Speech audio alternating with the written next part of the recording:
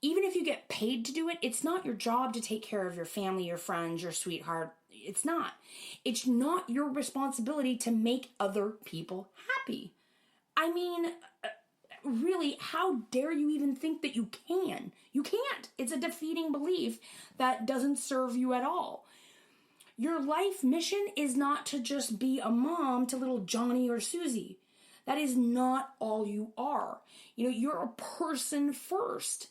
And I know a lot of you out there might be rolling your eyes and groaning like, that can't be it. I can't not be my kids' moms first. You don't understand.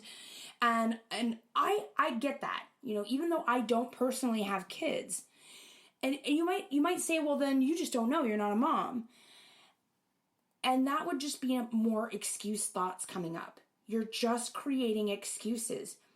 If you are constantly anticipating what your kids need or what your sweetheart needs, and your days and your nights and all your free time is filled with figuring out how to support whatever they're doing, you've lost your identity. You're completely no longer a person, and you have to be a person first. You have to. You can't just be robot mom doing everything all the time. It doesn't work, because what you're actually doing that's not good is that you're teaching your kids that's okay to be that way. You're teaching them that you don't value yourself, and that's okay. And now think about that. You're always making sure your sweetheart has clean clothes by doing the laundry every weekend. Even when you're tired and you need a nap, you're reinforcing that you mean less to them, that you value yourself less than they do, and that their needs come first. Now, how can you be disappointed or upset when they turn around and treat you that way? Which is not how you deserve to be treated. So I told you I was going to get a little tough in this episode because it's really important to me that you take this to heart.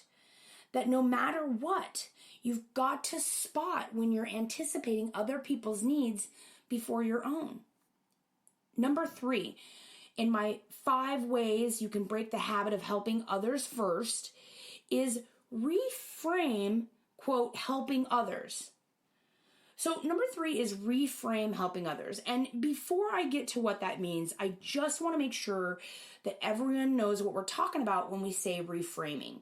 Because I know, like, in the self-help community, these kinds of phrases and practices get thrown around and they could mean different things to different people. So for the purposes of our show, reframing is the purpose of taking the way you traditionally look at something and changing that definition, switching that process.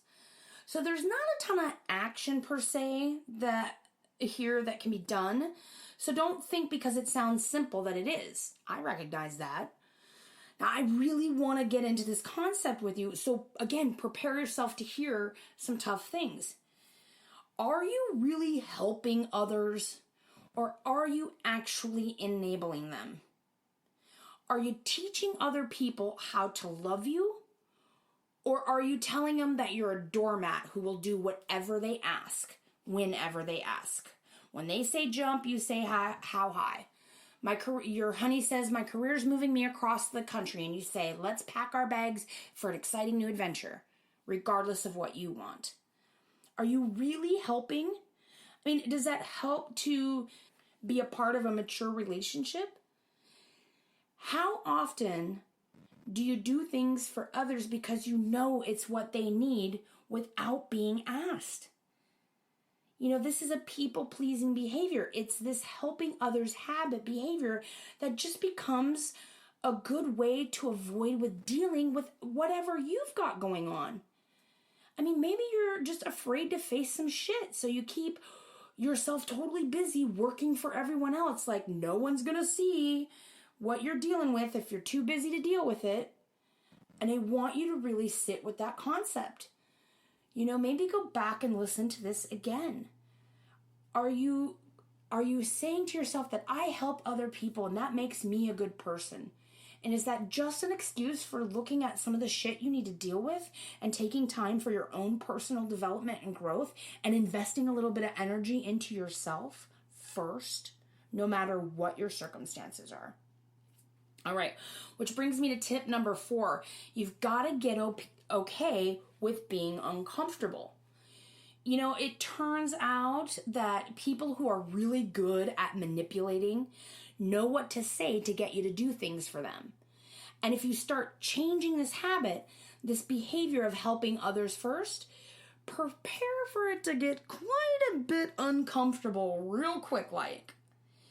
You know, if your sister counts on you picking her kids up from daycare every day and you decide that that's no longer, you're not able to, it's not your responsibility, you're going to use that time for self-care, prepare for some words, right? Like prepare for it to get real uncomfortable between you two. You know, if your sweetheart is used to you always doing the grocery shopping and you decide to grab takeout instead, prepare for the groans and the protest.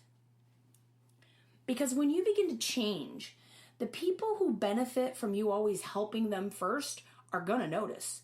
Oh yeah, they're going to notice right away. And too bad. You got to get okay with being uncomfortable.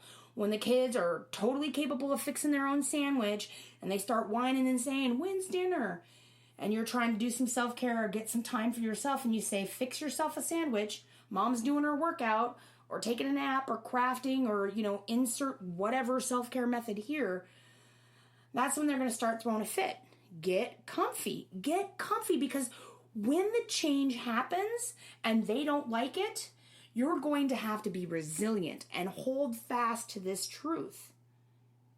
You deserve self-care because you are a person. You have an identity.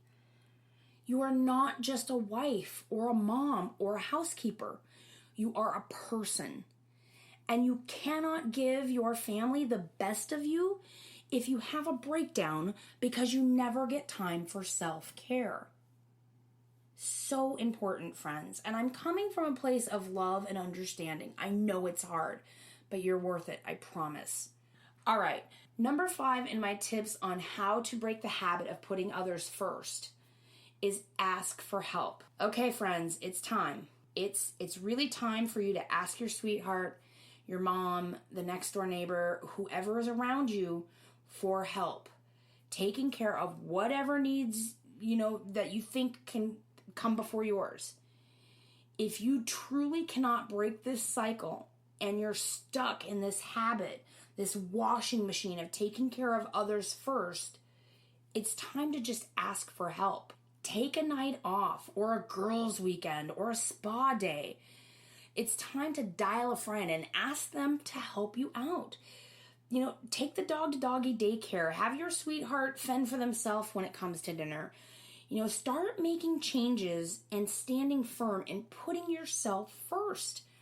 And yes, it's a bit of a struggle for a while, but soon you start training people how to treat you and they just understand.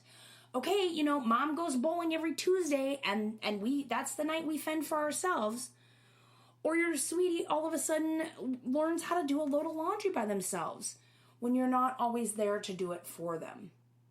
Okay, let's review that list one more time. 5 ways to break the habit of helping others first. 1, watch for the trigger phrases, whether it's what you're saying or what's being said to you.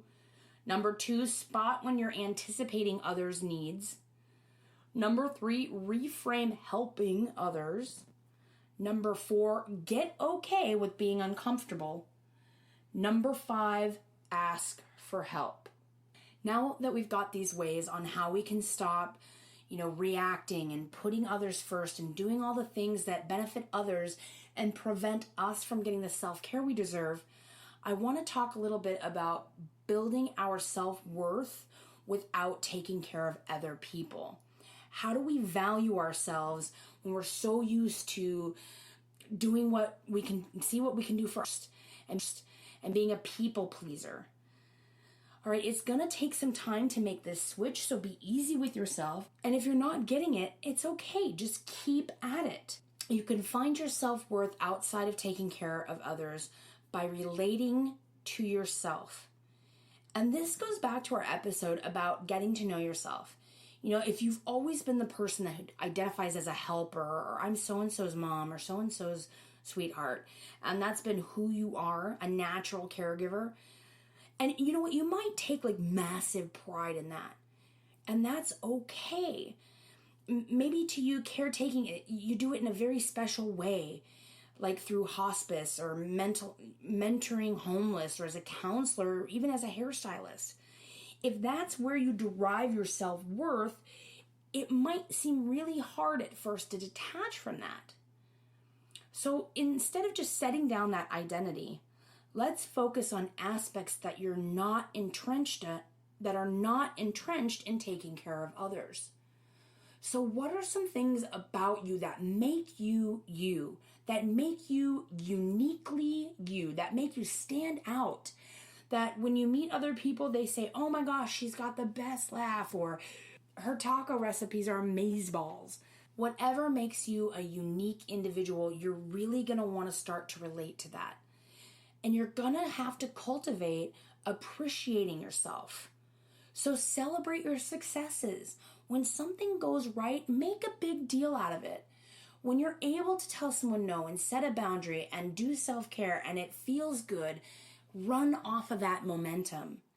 You really have the opportunity to build the self-worth yourself, to make yourself feel better and worthy for just being you. And that's the trick.